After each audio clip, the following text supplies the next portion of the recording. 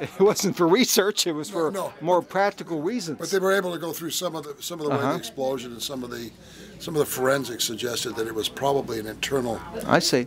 Now, do you support? Now, at the time, Roosevelt was the Secretary of the Navy, the Assistant Secretary of the Navy, but the head of the Navy, he was on vacation, and so he was in effect, even though he had what appears to be low position.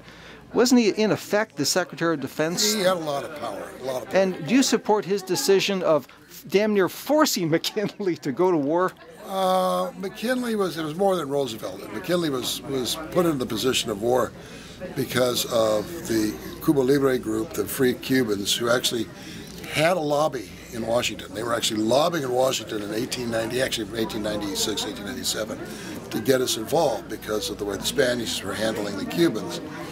And it was a big congressional upheaval, and the resolutions were passed that if we invaded and ever went to war, that Cuba would have to be for the Cubans. That's why we never could be an occupying force for any length of time.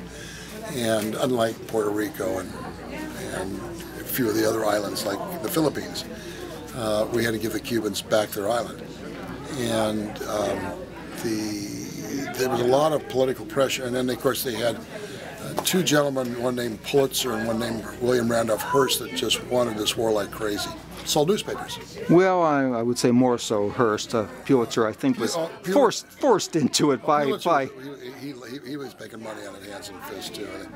But William Randolph Hearst just loved it, and they were doing yellow journalism to an art form. Now, what was one of the great quotes of Hearst at the time?